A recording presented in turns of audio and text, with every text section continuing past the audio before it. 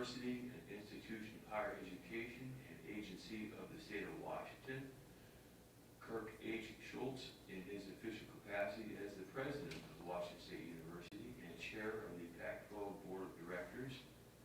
Oregon State University, an institution of higher education and agency of the state of Oregon. And Shahata Murphy, in her official capacities as the president of Oregon State University and member of the Pac-12 Board of Directors, plaintiffs versus the Pac-12 Conference.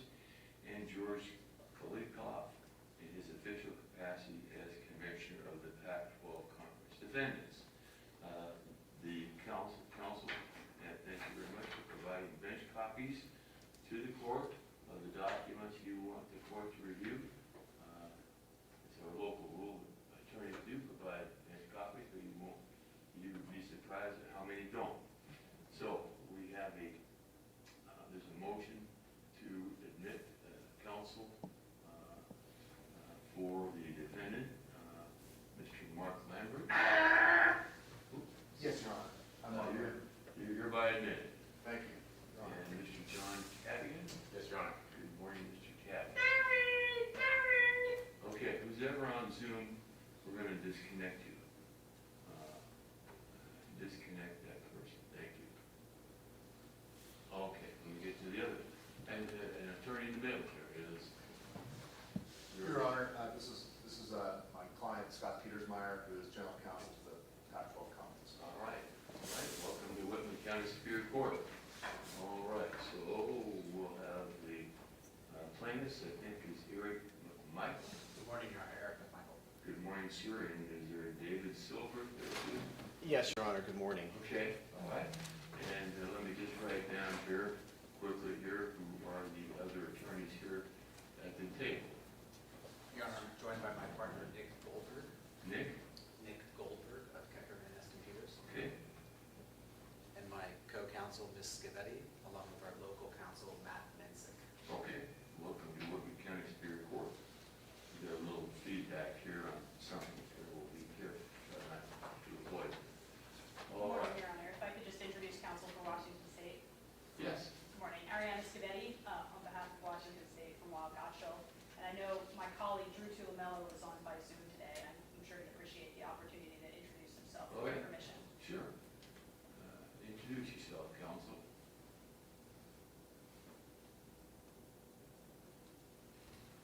Good afternoon, Your Honor. Drew Tulamelo from Wild Show on behalf of Washington State University and President Schultz.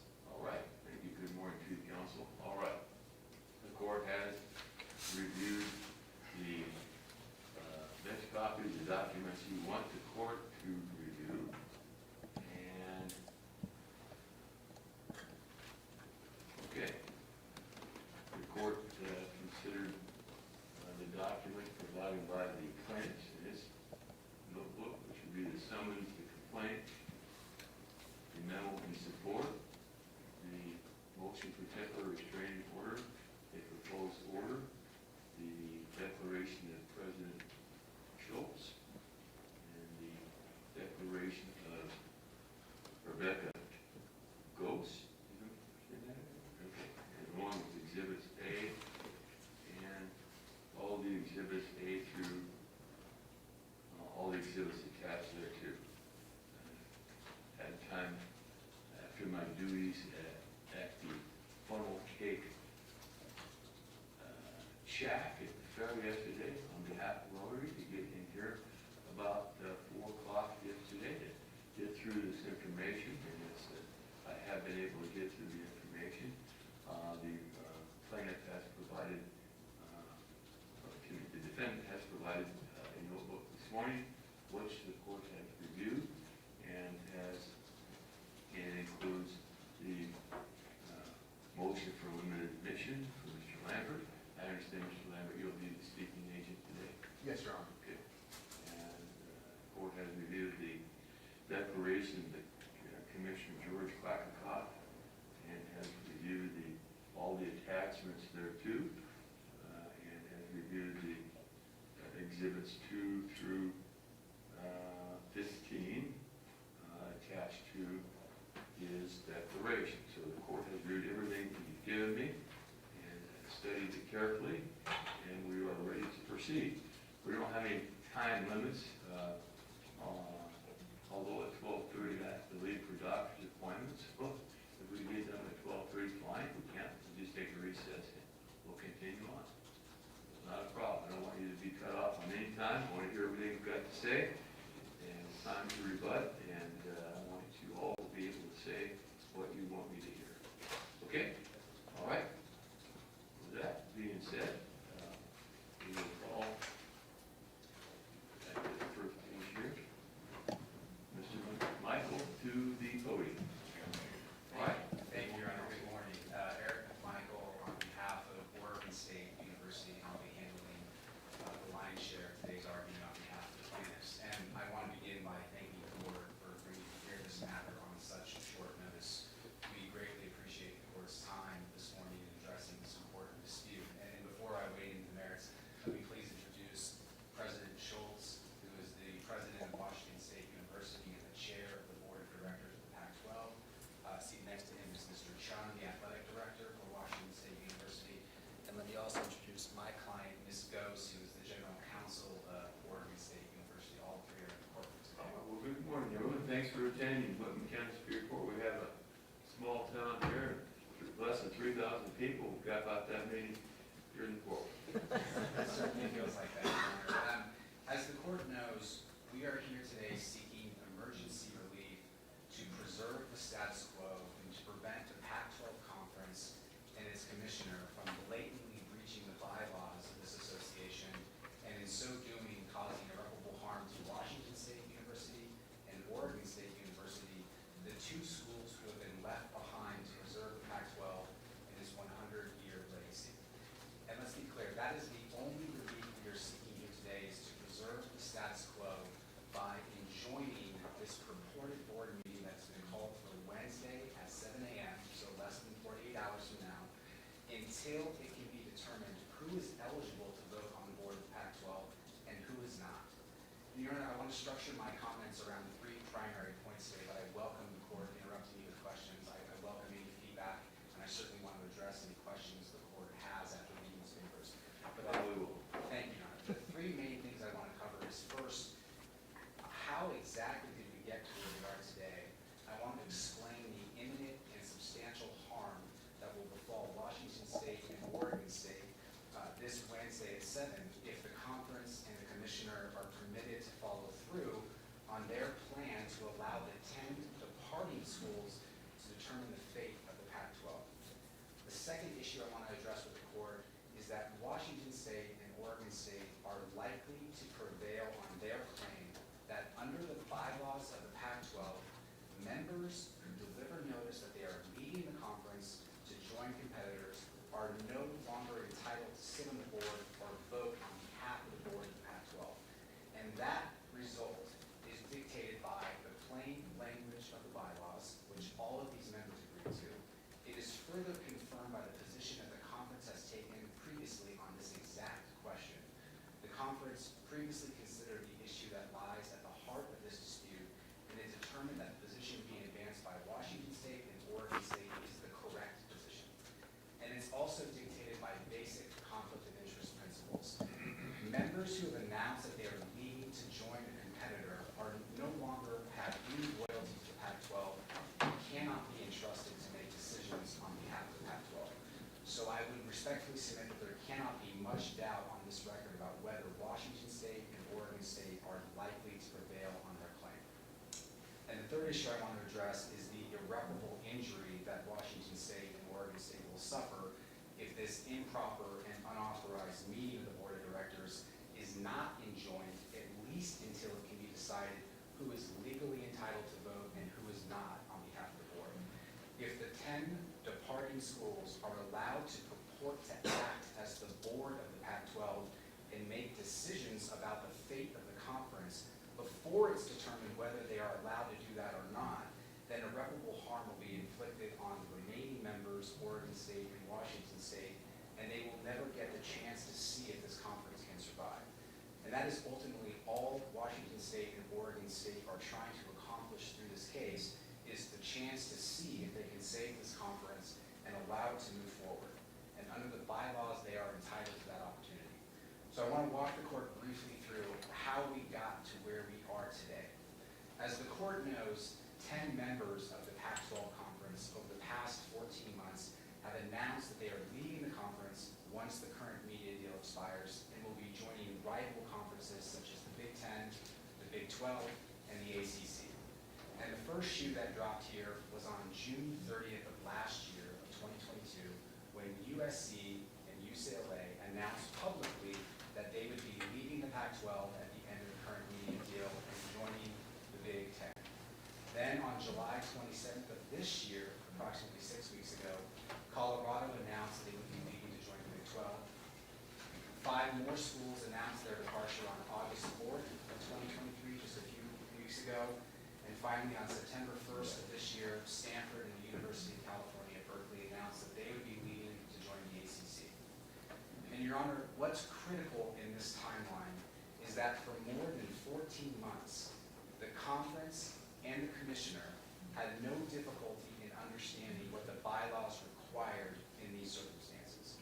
When UCLA and USC announced publicly on June 30th of 2022 that they would be leaving the Pac-10 on August 4th of 2024 and that they would be joining the Big Ten after that date, the conference took the position that USC and UCLA were no longer entitled to attend board of directors meetings and were no longer entitled to vote on behalf of the Pac-12.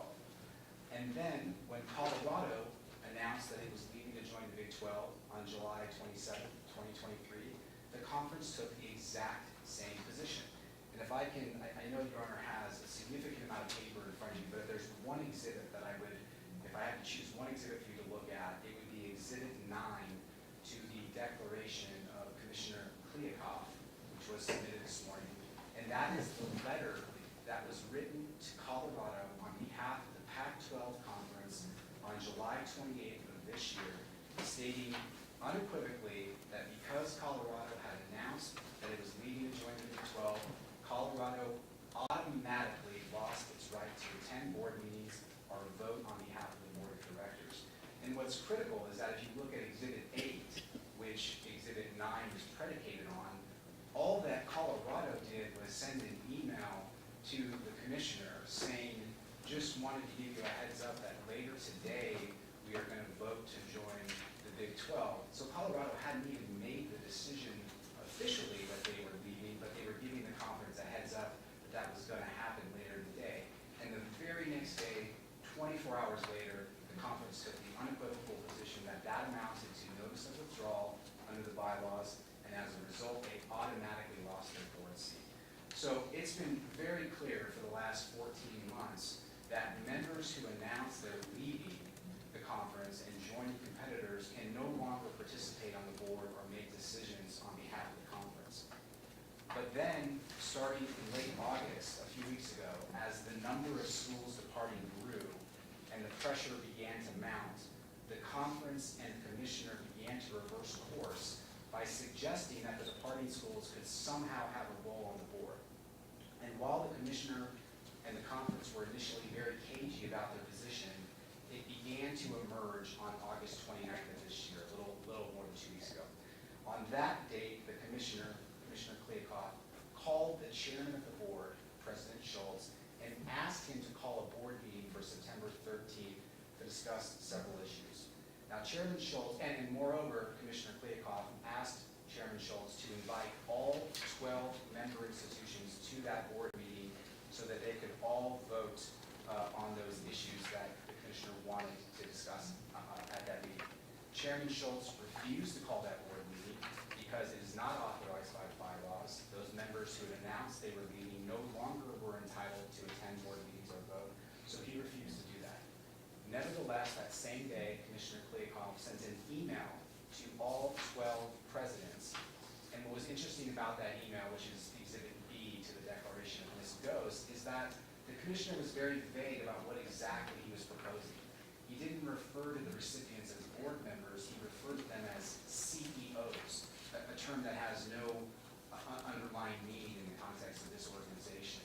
And he said he wanted to have a discussion about important issues that were facing the conference.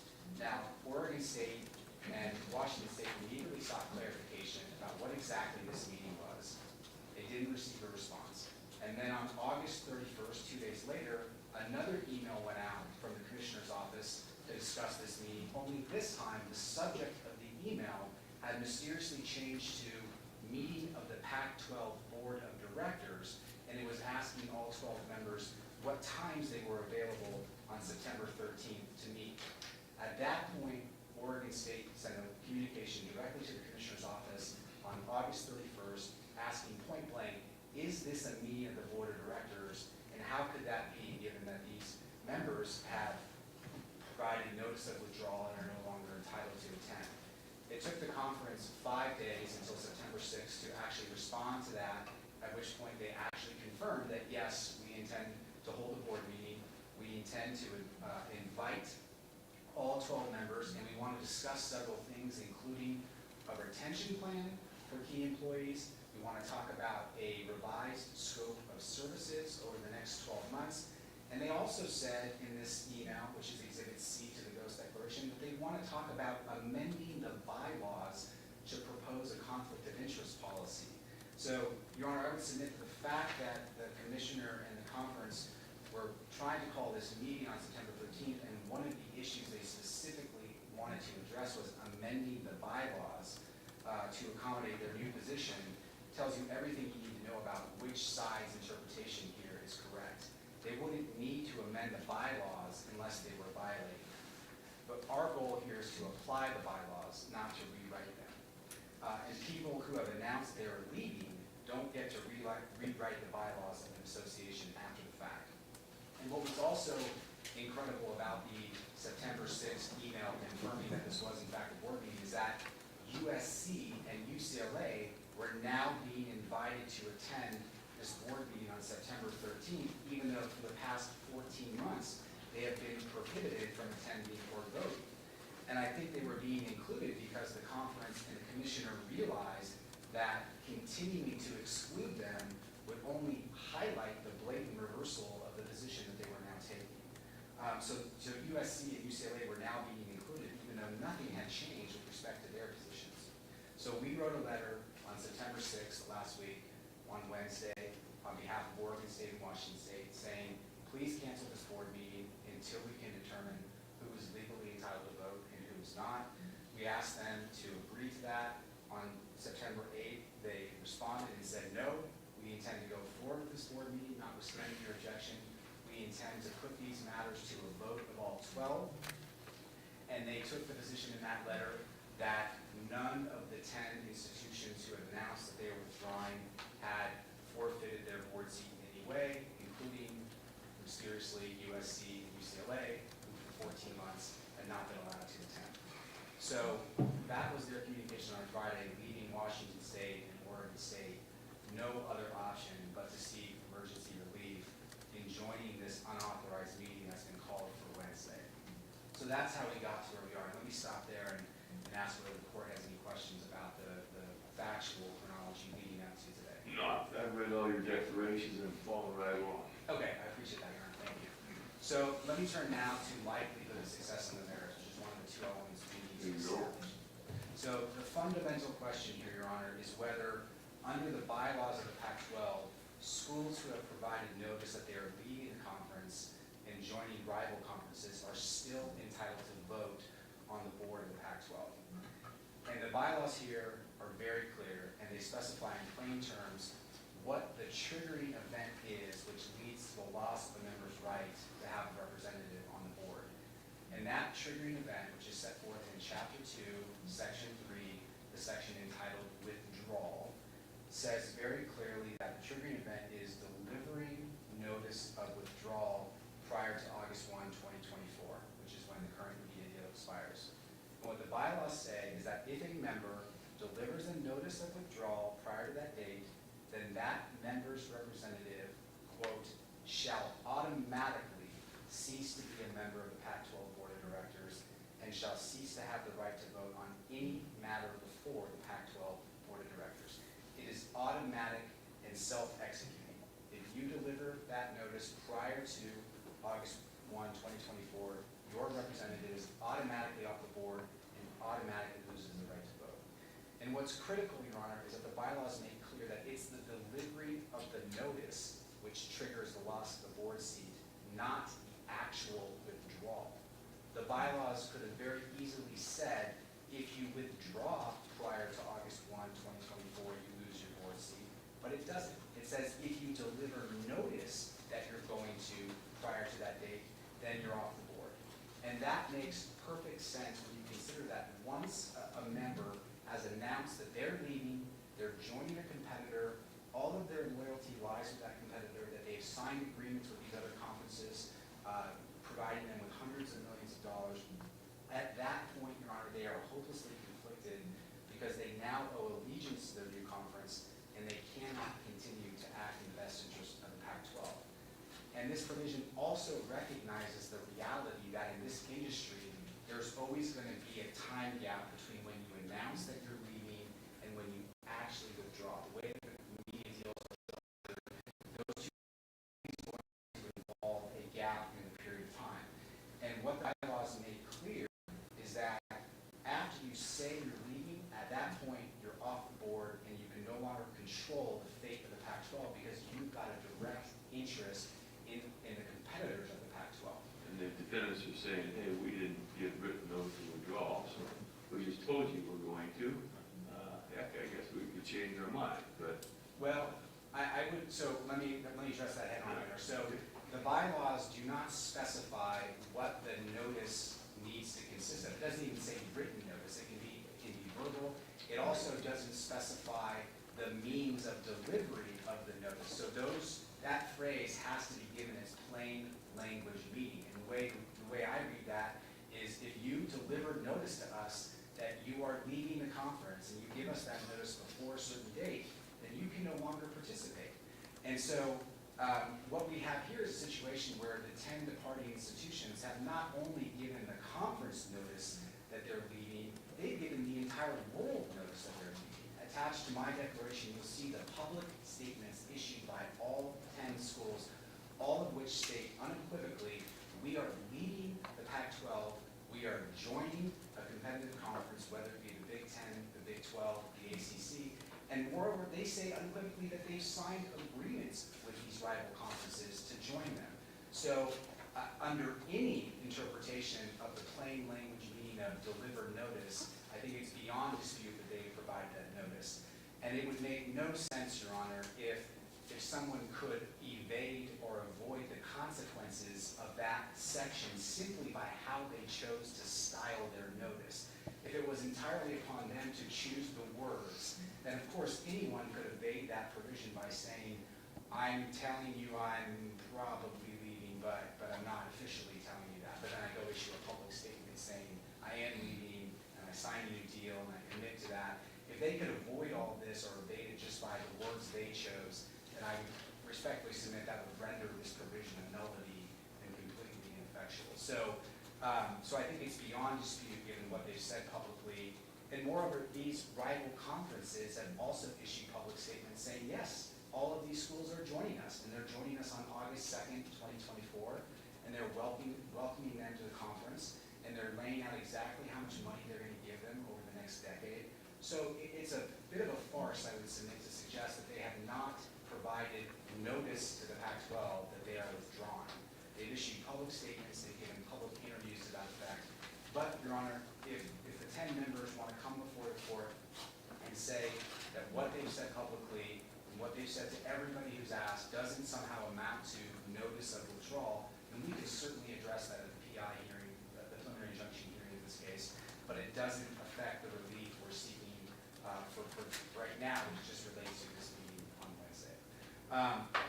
Now back with respect to the delivery of the notice being the triggering event for the loss of the board seat. The idea is the bylaws make clear it's not when you officially withdraw that you lose your seat, it's when you provide notice that you intend to do so. And on that point, Your Honor, again, you don't need to take our word for it. That is exactly the position that the conference took both when USC and UCLA announced publicly that they were joining the Big Ten in 2 years. They were no longer entitled to attend board meetings. They were no longer entitled to vote, and that has been the status quo for the last 14 was reading, I gotta admit, I was reading the opposition papers in the car driving down to court today, so I didn't get a chance, and that's fine, I understand. Where were you coming from? I was coming from Spokane. You have to be reading and driving, see? Well, I wasn't driving. Let me be clear. I was not driving. I was in the passenger seat. So I wasn't able to study them the way we normally would. But the flavor that I got of how they are responding to the USC and UCLA situation is to make it seem like it was some kind of unofficial or sort of tacit agreement that was reached. I don't understand how that makes any sense. I mean, what I understand is USC and UCLA opposed that decision. They said, no, we think we should still be entitled to attend. And the conference said, no, you're not entitled to attend board meetings or vote because you've announced that you're leaving. And if there was any doubt about the conference's position, I think it gets resolved when you get to Exhibit 9 in the declaration of Commissioner Kliakov, where we see the letter sent by the General Counsel of the Pac-12 to Colorado stating unequivocally that by telling us that you're going to leave, that triggers Chapter 2, Section 3 of the bylaws, and you are automatically off the board of directors. So that position, the position that we are taking in this case, is the position that the Pac-12 has taken over the last 14 months, and the position that they took all the way up to a few weeks ago when they called this board meeting for September 13th, 2 days time from now. But I would respectfully submit, Your Honor, that the meaning of the bylaws does not change simply because more schools have announced that they are going to leave. The words of the bylaws haven't changed, and their meaning hasn't changed. And these departing schools in the conference are not entitled to ignore the meaning of those words simply because it's no longer convenient for them. Those schools made their decision to leave the Pac-12, prioritizing their financial interest, and they're not allowed to have their cake and eat it too by now controlling the fate of the Pac-12.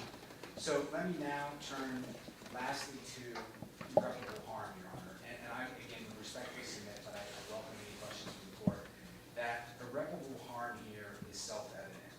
If you allow the 10 departing members to seize control of this conference and purport to act as the board of the conference before it's even determined whether they are lawfully entitled to do so, then Washington State and Oregon State will be denied any meaningful opportunity to find a path forward. These departing members are hopelessly conflicted and have no incentive to expend the resources to see if there is a chance that the Pac-12 can survive beyond this year. To the contrary, they're now motivated by a strong financial incentive to dissolve the Pac-12 and distribute the assets so that they can receive their equity stake on their way out the door. And you can see that self-interest or that conflict of interest in these proposed resolutions that they've put in, supposedly put on the agenda for this meeting on Wednesday. Two of the items that they wanted to talk about, one was a conflict of interest policy to amend the bylaws to allow these departing schools to now vote. I mean, that doesn't sort of reveal a conflict of interest in and of itself. I don't know what would. The fact that they're now saying that they themselves want to vote to amend the bylaws to address their conflict of interest. They've also proposed, and again, we've only gotten some of these things in the last 48 hours, but they've also proposed for discussion and vote on Wednesday changes to what I'll call the budget for the next 12 months for the Pac-12. It's called a scope of services plan. And they proposed a number of changes to how the Pac-12 is going to operate over the next 12 months while they're still here. And they want to vote on that and be the ones to decide it. And again, we just got a copy of this on Saturday night, a couple days ago, but it has some very interesting things in it. For example, one of the things that they're proposing to vote on Wednesday is a services plan that would have the Pac-12 pay some of the money for the transition costs for these 10 members to transition to new conferences. So they're proposing that the Pac-12 pay some of the costs for them to leave and join these rival conferences. Why in the world the Pac-12 would have any motivation to pay the transition costs for these members to leave and join competitors, I surely don't know. But that's one of the issues, for example, that they want to vote on Wednesday. And again, it just illustrates the conflict that we have now on this board. Moreover, Your Honor, I would submit that the mere occurrence of a board meeting under color of authority at which these departing members are allowed to attend and purport to act on behalf of the conference will sow uncertainty as to who is in charge of this conference and who's entitled to make decisions. And that uncertainty by itself will cause irreparable harm to Washington State and Oregon State and make it extremely difficult for them to have any chance to try to find a path forward for the Pac-12. If people believe, if the world believes that the 10 departing schools are the ones in charge of this conference, then I think the writing is on the wall for everyone in terms of what's going to happen, and that will sow the fate of the Pac-12 before it's even legally decided whether they're allowed to be the lawful board for this organization. So I think in this particular case, given all that we're asking for today is to enjoin this board meeting on Wednesday at 7 a.m. until it can be determined in the preliminary injunction hearing who is the rightful members of the board of Pac-12 and who are not. We think that is a reasonable and appropriate request under these circumstances. So let me stop there and see if the court has any questions. Well, did Dennis have raised the issue of joinder of indispensable and necessary parties? Yeah, that's exactly where I was going next, so Okay. I appreciate that, Your Honor. So we do not believe that the other 10 members of the Pac-12, this association, are necessary parties for the relief that we're asking for today, which is to enjoin this meeting on Wednesday. We named the conference and the commissioner because they were the ones that were purporting to call this board meeting for Wednesday. That was done by the commissioner, not by the other 10 members. And they were the ones that were purporting to put these items on the agenda. So if we were dealing with a problem that we were presented with, which was the commissioner and the conference attempting to call this board meeting and attempting to race through these very important decisions that will affect the fate of this conference before we've even decided who's rightfully entitled to attend and who isn't. So we dealt with the problem that we had in front of us. We certainly provided notice to all 10 schools at the exact same time we provided notice to the commissioner and the Pac-12. All of the general counsels of the member schools got notice at the exact same minute as everyone else. And if they wanted to participate today, they had every opportunity to do so. My understanding, again, I was driving, so I haven't absorbed the entire record, but my understanding is not one of the 10 schools has submitted anything in connection with today's hearing. There's no declarations from those 10 members to Commissioner Kliakoff's declaration. So, And you're right, I haven't seen anything, so. but certainly, Your Honor, if any of these member schools want to participate in today's proceedings or in the future, they are more than welcome to. We have no objection to the member schools if they would like to move to intervene and be parties in this case and participate at the preliminary injunction hearing. They are more than welcome to do so.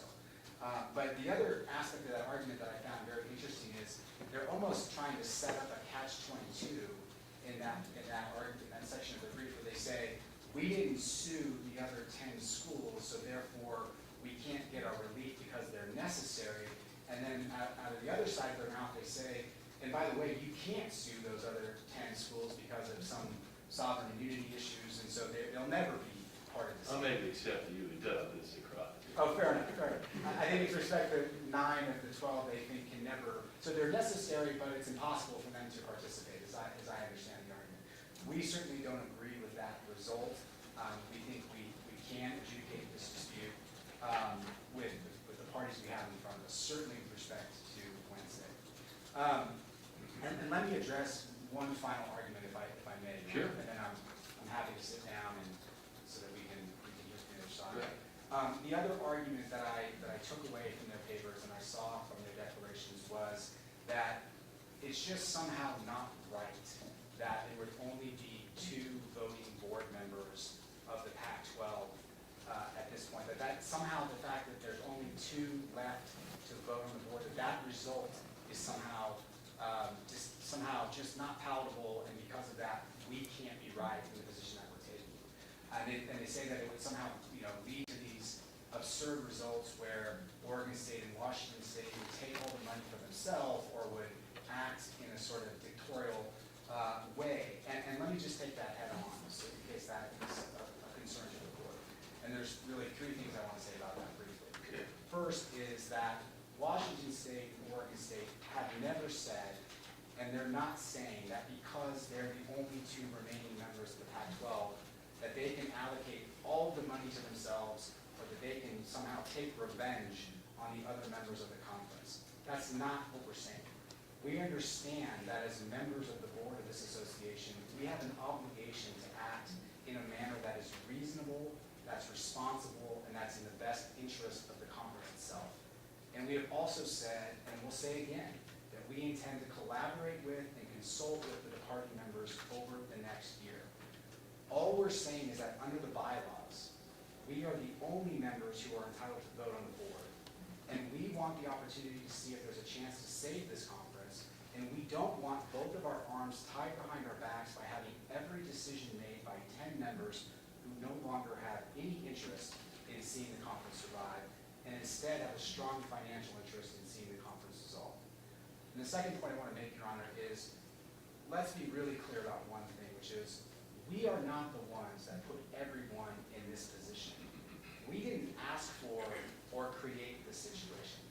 The fact that there are only 2 remaining members who are eligible to vote on the board is a direct result of the actions of the other members who chose to prioritize their own financial self-interest over the interests of the Pac-12. They made their decisions to abandon the conference at the most critical juncture, and we are where we are today because of those decisions. And moreover, at least with respect to the last 8 who have announced their leaving, the 8 after USC and UCLA, they made their decisions knowing full well what the consequences would be and that they would no longer be entitled to vote on the board because they had a front row seat when the conference took that exact position with respect to USC and UCLA. So the other 8 who announced their withdrawal subsequent to that, they knew exactly what the consequence would be because that was the consequence that they imposed on USC and UCLA when they decided to leave. So for them to say that this result is somehow not fair or is somehow a situation that has never been contemplated is really not a well-taken argument given that they are solely responsible for the result and where we are here. And the last thing I'd like to say there is I would respectfully submit that the position being taken by the commissioner and the conference, that is the unreasonable position in this case.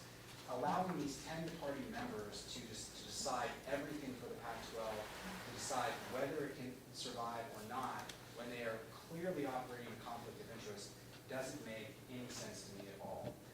It's very clear that the priorities of the 10 departing members are with the conferences to whom their futures and their loyalty has been pledged in exchange for hundreds of millions of dollars. So the idea that they should be in charge of this conference and should be able to tell the 2 remaining schools what to do doesn't make any sense to me.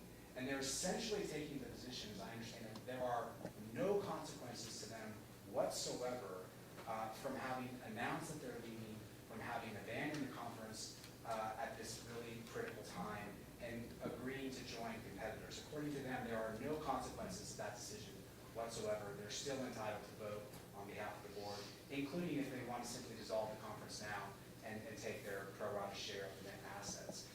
That doesn't make any sense, I would respectfully submit.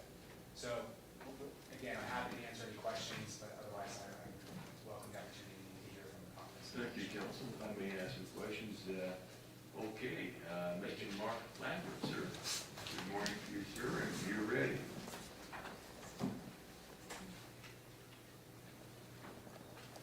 Mr. John Cadigan, or Yes, sir. Dan Cadigan, and you're It's my father. very good, very good. Okay, all right. Mr. Lambert, you may proceed. Good morning, Your Honor. The defendants in this action are only the Pac-10 Conference and Commissioner Kliavkoff. They answer to a board of directors. They are stuck in a dispute between members of the board of directors who they are duty bound to answer to, who can't agree, and who are in hot dispute over who has rights to sit on the board. That is a genuine dispute, and it ought to be resolved by those real parties. And joinder is a significant issue here. But while those things are pending, I'm here to urge the court to understand that if this retention agreement, this retention of employment agreement cannot be ratified because the board meeting on Wednesday is restrained under TRO,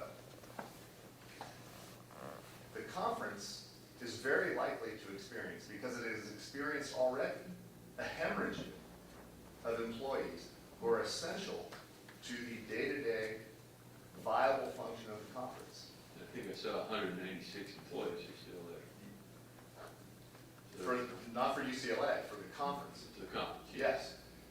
They are, and a much smaller population of them, they have different roles and responsibilities. They are watching this hearing, whether they're watching it live or waiting for the result. But if they are faced with a situation where warring factions of the board are in a stalemate of paralysis and litigation,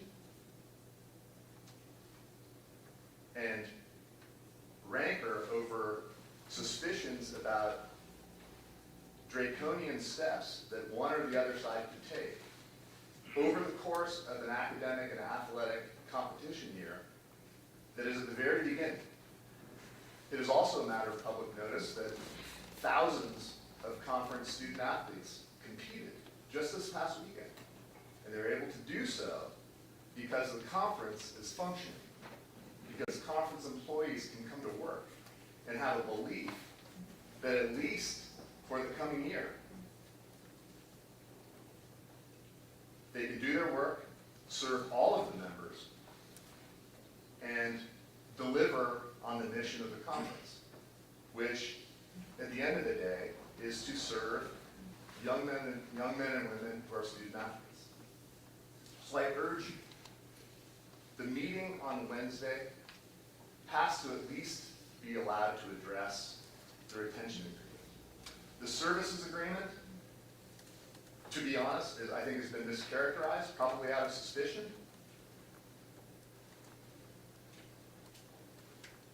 But we're facing a situation where the conference as a business needs to be able to make key decisions about how to spend its resources to carry out the programs that it's charged to carry out in order to make way for competition over the coming year.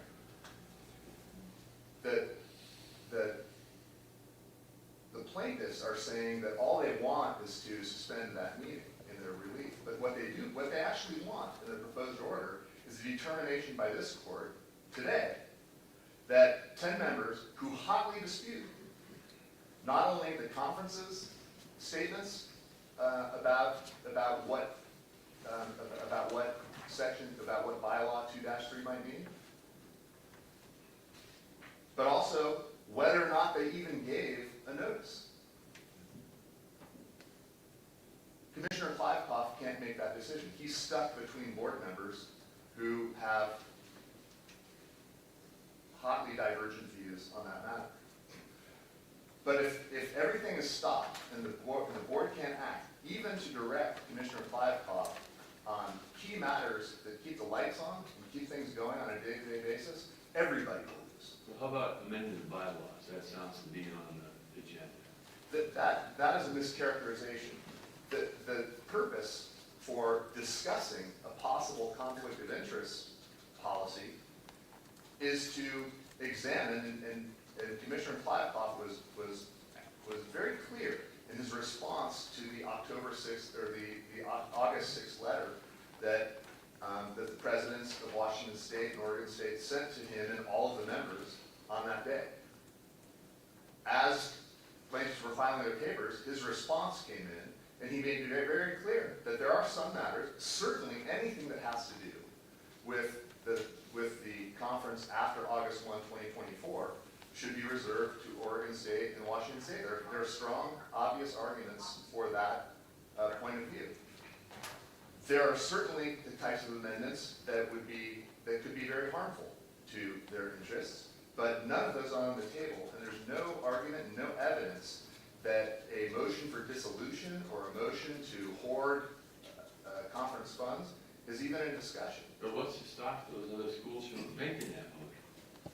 Well, what we hoped was that a frank discussion among the members at a board meeting would facilitate that. Well, you got 2, you got 10, you got 2. The 10 are gonna say, we want to do it this way, the 2 are gonna say, no, we don't. But so how does that turn out? Well, perhaps there's a middle ground where the party, and we addressed this over the weekend in an attempt to cool some of the heat, where the parties would stipulate to agree to meet on Wednesday, to only discuss the retention and to discuss and hopefully vote on the retention and services plan, and not discuss any other matter during the pendency of this dispute with respect to amending bylaws or anything else. It didn't even spell things out, it just said no other matters. That would be protective. And if the court is inclined to grant relief to the plaintiffs, then something tailored that allows the conference to continue, allows the parties who are disputing board membership to at least engage in matters that are fundamental to everybody's common interest, which is carrying on the scheduled business of the conference and its members and competition, and to hive off during the pendency of this dispute matters of long-term existential nature, like things like distribution of revenues, dissolution, other things that are of significant consequence. That would be a point that could be very reasonable. But that's not what they see. They want no. In the TR, the court could order business as usual. You can't make any schedule changes. You can't do anything different than what you've been doing. So how is that? That would be a much different order from the one that they seek from your honor. Okay. All right. Go ahead. What do you think they're seeking here? I see that they are seeking that the meeting not occur. Mm-hmm. Okay. And what? Okay. It says plaintiffs have demonstrated that absent a TR, they shall suffer actual, substantial, and immediate irreparable harm. They scheduled a board meeting. The defendants have scheduled a board meeting for September 13th, which represents if all 12 conference members will be asked to vote on that as a report. So they're asking, how I read this, the plaintiffs are asking that this meeting, September 13, 2023, not occur. I understand that. I'm looking at the second page of the plaintiff's motion for TRO. Okay? And I'm looking at,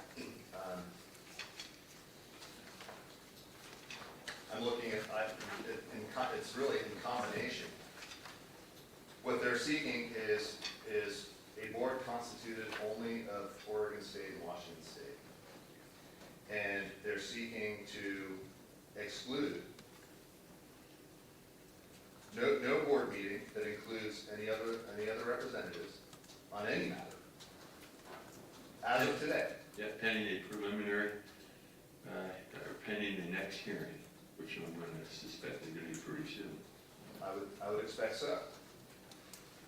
But granting relief like that today will prevent even discussion, let alone a vote, on a critical retention plan and the services plan, which I will respectfully disagree with Mr. McMichael that it is aimed at facilitating effective and efficient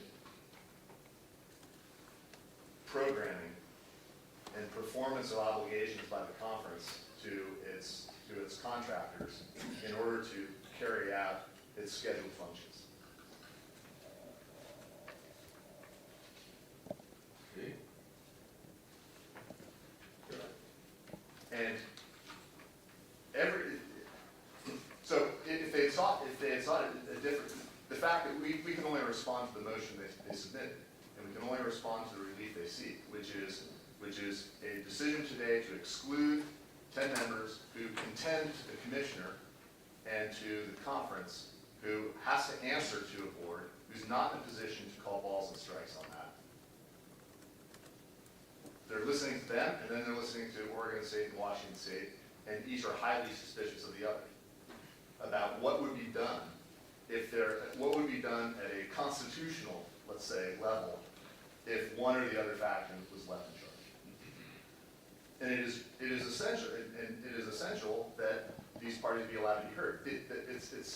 I know how hard it was for me to get here from a wedding in Greeley, Colorado this weekend. We got served while I was on the plane, and to expect, we were the only ones, we're the only defendants. Nobody else is a defendant. We got served. We've been working tirelessly to try and provide the court a meaningful response to And this motion. you have, I mean, I can't believe the work that both attorneys, especially your firm has done in such a short period of time to respond to this. It's amazing what work. Thank you, and this is a very weighty matter for Commissioner Kliavkoff, who's doing his level best. He's in a terrible position. He's in Montana, it says. He may be physically there, but existentially, he's in a terrible position as the commissioner of this conference, who has to answer to a chaos of voices and discord. And yet, every Saturday, and sometimes during the week, until June of next year, he's responsible in large part for the success of all of that activity and for the performance of critical business relationships that exist today, for which the commissioner and the conference have to perform. And Your Honor, it was notable that in your colloquy to Mr. McMichael, you referenced to the defendants being the 10 members. They are not. And that's very important. I don't know if they intend to join, intervene. We briefed the issues of necessary and indispensable parties. I think that those should be taken as spotting major issues rather than taking a conclusive view on it. But it is undisputable that their vital fundamental interests, these absent parties, are at stake today. Whether they can be joined, that is another question. There are different questions for the state universities than there are for the private universities or for the University of Washington.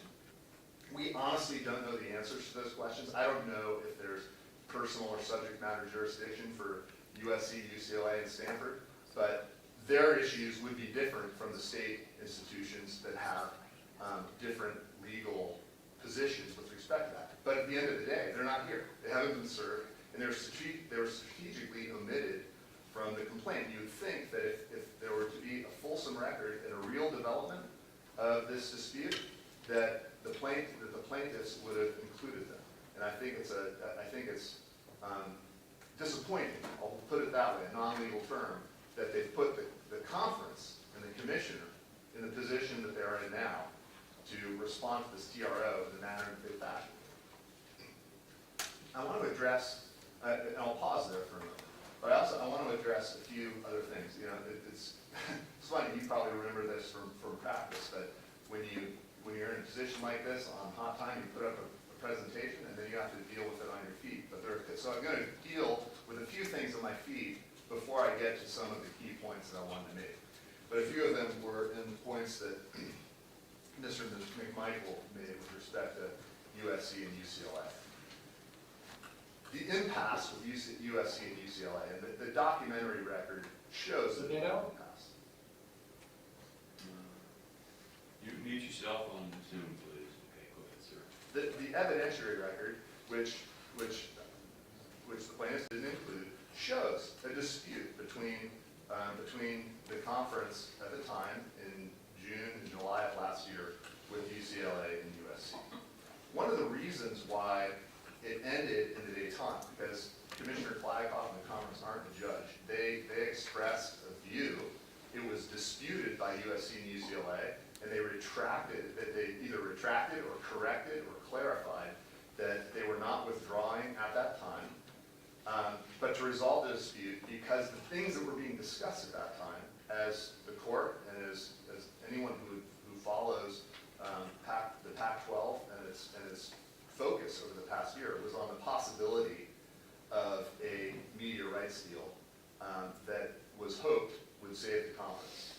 so UCLA and USC, having posed that intent, whether they're on the board or not,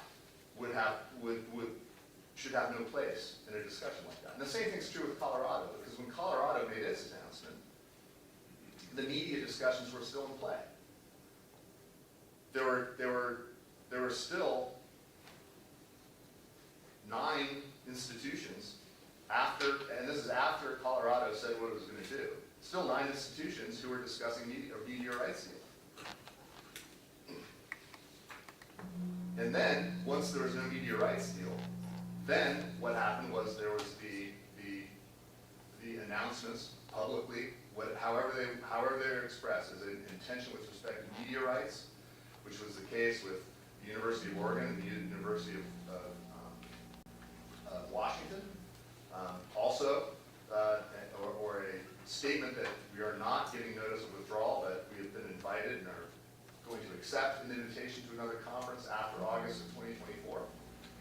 However it was put, at that point, with no media rights deal, there remained a common interest, a substantial common interest between all the parties to facilitate and to conduct a year of competition and a year of activity that everybody has an interest in. And that is why Commissioner Klykoff was more inclusive than he would have been prior to the falling through of the media deal. In fact, it is in paragraph 42 of Commissioner Klykoff's declaration. He makes clear that on August 24th, it was President Schultz who suggested and came up with the idea of calling all of the directors together from all 12 institutions to have a discussion. It was not a voting agenda. I don't know whether it was a board, it suggested a board meeting, an official board meeting, or as a constructive discussion. And then I would imagine, because of perhaps litigation, as a matter of litigation strategy, he retracted that. Commissioner Klykoff tried to follow through on that because he did realize that there are really important things that go beyond the cloak and dagger suspicions of the plaintiffs that need to be done. Or the cloak and dagger suspicions of the 10 members who aren't here. The things had to get done, and that's why he was adamant about trying to get the parties together.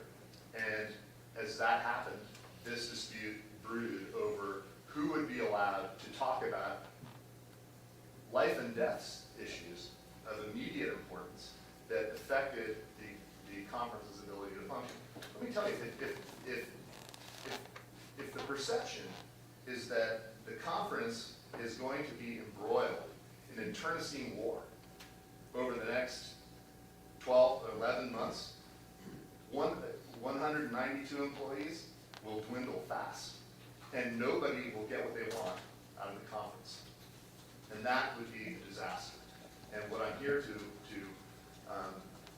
ask the court today is to not give the plaintiffs the relief they seek. Perhaps there are, and I do have an alternative proposed order that I thought I might float. Yeah, let's see it.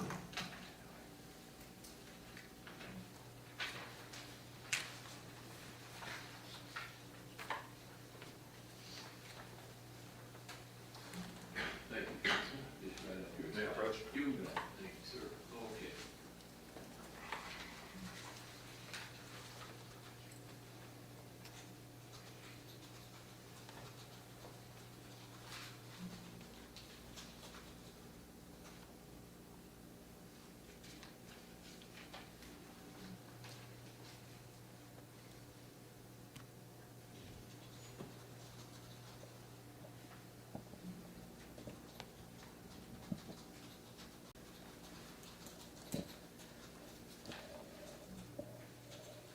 Okay, I think we got it.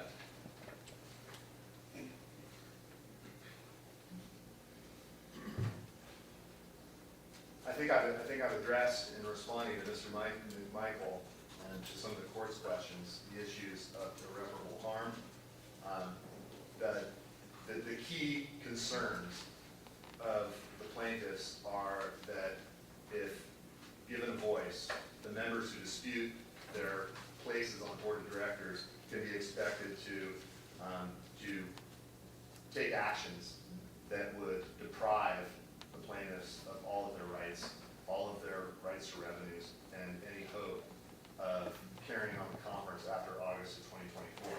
There's just no, that's a suspicion, because as Your Honor observed, a constituted board can convene and make motions and seconds and vote on things. That's true. And in fact, that is the kind of thing that Commissioner Clive had in mind when he asked all of the members to consider a policy that would reserve certain matters to Oregon State and Washington State with no other input from anybody else, identify matters of common interest, of vital interest that are critical to competition and performance of key contracts, so the retention policy and the services agreement, and then obviously to discuss protections so that fundamental rights that exist now aren't done violence along the way. That's what he wanted to discuss. The only things he wanted the members to vote on this Wednesday were those two items. But the other things, they do need to be discussed. There's no doubt about that. But the harm here is real and true and present for the conference. The harm is speculative and certainly has not started and could certainly be preventable by cooperation, which has not been given a chance to commence. Well, you're gonna have 10 versus 2 in that cooperation. I understand, and the point of the discussion on Wednesday about these things was how to prevent a tend-to-do situation from running amok. And if that were to fail, and if the true parties were actually here to litigate it, then that might be the result to get to it. And don't we really have to litigate the existing membership, the notice of withdrawal? That needs to be, whether the notice effectually terminates the 10 withdrawn schools, it needs to be litigated because There's a dispute. For sure. Yes, and that does need to be litigated. I submit that it should not be decided here, but that an interim protection should be put in place that allows the conference to keep, so to speak, its lights on, and to keep its critical employees in place, and to have an agreement among the parties about how money is spent for the daily needs, the weekly needs, the monthly needs of the conference that are critical to fulfilling its ordinary times agenda and mandate, and to serve the student athletes. And What if you said you can't have the meeting and run business as usual? Can't we say just that? Run business as usual, you can't have the meeting, no further meetings until we're at the court. Just wondering. That could be a solution, but without the retention and services, without action on that, that the second part, which Your Honor is suggesting, would not be adequate. But that is part of that is certainly in the theme of the proposed order that I handed to Your Honor to consider. And yes, there's a notice provision, like a 7-day notice provision. That kind of thing can be discussed. I don't know if that's the right amount of time, the wrong amount of time, but the idea of preserving a status quo of functionality, Right. where 12 institutions, regardless of their board seat status, have real, genuine interests for the coming 12 months and for the coming competition season. Well, couldn't, we held off on any meetings unless otherwise ordered by the court. The parties could come to the court, say, we really need this meeting to address these issues, and we could take that up. That is a much better outcome than what the plaintiff's motion for TRO seeks. And so how far out in advance, how many days of litigation do you think it could take for the court to determine the material issues of fact, if there are any, of the notices of withdrawal? But you will, all 12 conferences present. Yeah, it's hard. All 12 members present. It's hard to answer because we're on the first business day after getting served with TRO. I don't know, and They're not before the court. They're our clients and and you represent the commissioner and the conference. And it was a difficult brief to write because we know that these disputes exist. We know that these rights exist. We know that these common interests and conflicting interests exist. We can advocate on the TRO standard that none of it is clear. That by itself is reason to deny the TRO as proposed to the court. The harm question is far from clearly in their favor. The public policy issues affect 7,000 student athletes who aren't here and who have no representation other than through their institutions. That harm, we think, tips sharply in favor of the conference. And with respect to, and then, yeah, obviously this is the joinder issues that would need to be worked through.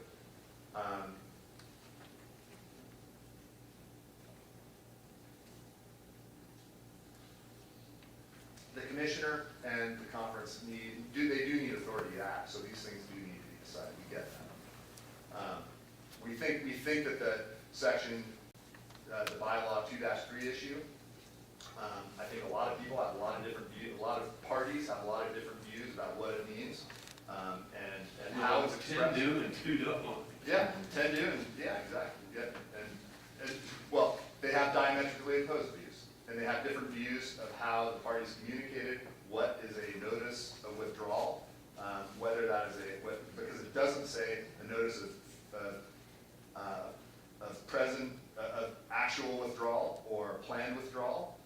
It contemplates injunctive relief to stop something that's immediate, so it's clearly contemplated to prevent someone from leaving the conference today and just jettisoning all responsibilities. But that's not the case. Everybody's putting teams on the field. Everybody has an interest in the revenue that will be generated that is established in the bylaws for sharing over the coming year. Everybody's got common interest there. Gotcha. All right, Any further? No, I think I've got things wrapped around here in my mind, just Let me just check my notes. all right, check your notes, I'll check mine. When we first walked in here, my court clerk asked, what kind of hearing is this going to be, Judge? And I said, well, there's going to be cougars, beavers, huskies, ducks, cardinals, golden bears, bruins, trojans, sun devils, wildcats, and buffaloes, and utes. And she went, whoa, should I call for security?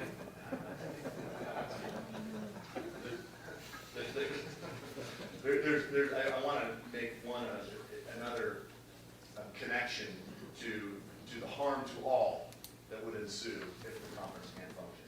There's $500 million, roughly, of anticipated revenue in this year to which all of the member institutions have rights. And if the conference can't perform, and can't deliver on the obligations that make that revenue possible, and it is put into question, everybody loses. Everybody, in different ways. The plaintiffs would lose in meaningful ways. Some in the same way, but some in their unique ways, given their unfortunate position in this circumstance. But that's a real threat if the conference can't do its functional work. And I want to make clear, to suggest that Commissioner Kliavkoff has taken a side with the 10 members over the 2 is a mischaracterization. He is trying his level best to steer this troubled ship and to make sure that it doesn't sink. All right, well, thank you, counsel. I appreciate your well thought out. Last second, I mean, I know you got this on the airplane, so it's just an amazing job both of you have done in getting this, all this information to the court. So here's the court's decision. We're not going to shy away from everything here. We've got a decision to make today. The court's going to make the decision that the court will grant the temporary restraining order as requested against the defendants and their officers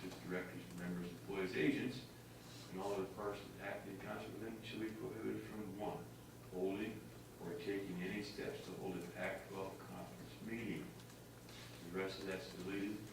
Pending a preliminary injunction hearing or other suitable proceeding to determine the authorized representative of the PAC-12 Conference Board of Directors and the Conference bylaws. That's an issue to be deleted. Paragraph 2 from the proposed order. And then I'm going to add the conference shall transact and take normal business and make normal business decisions as normally authorized.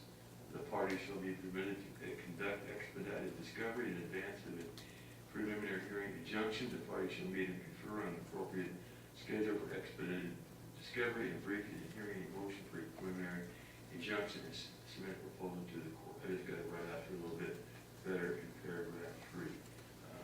The PAC.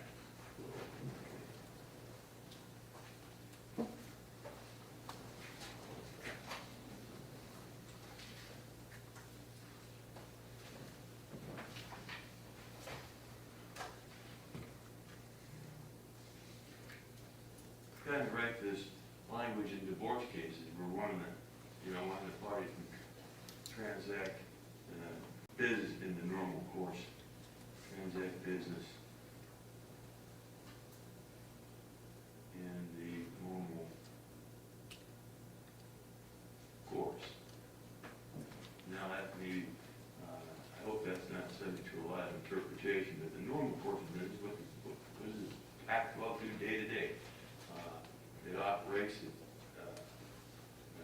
a large conference, but I'm going to put the brakes on any more meetings without further court decision, and grant the preliminary injunction. Inserted the PAC-12 commissioner may transact business in a normal course. The department, that's what I wrote. Well, that makes everybody equal. I think that you got equal footing. Nobody's getting prejudiced against anything. I don't think. Your Honor, I appreciate your thought on this. I just can't leave today without you clearly understanding that you're not including in this relief the ability for Commissioner Klykop or the conference to engage in that employee retention plan, and that is critical. That is critical. Because if the order that Your Honor just articulated does not clearly allow for the conference to act on that, and that is a red flag signal, and it could lead to baleful results for the conference and all of the members. Well, the sooner we get this back to court, the better, and I'll have you schedule what you think you need to dates-wise. I guess you'll need to talk to if the other schools participate in this, you'll have 10 more attorneys in here. So I guess I'll leave it at that for now, for today. Here's my order. Your Honor, I'm sorry, would Your Honor entertain the idea of allowing the members of the conference by unanimous approval to approve a retention plan? Counsel, what do you think on that? Your Honor, if it's unanimous, then we would agree with that. Okay. If the members agree unanimously to adopt a retention plan, then we don't have a problem with that in the interim until we decide this important legal dispute. All right. If that could be in the order, Your Honor, that would be very helpful. I'm writing it here right now. If members agree unanimously on any subject, then such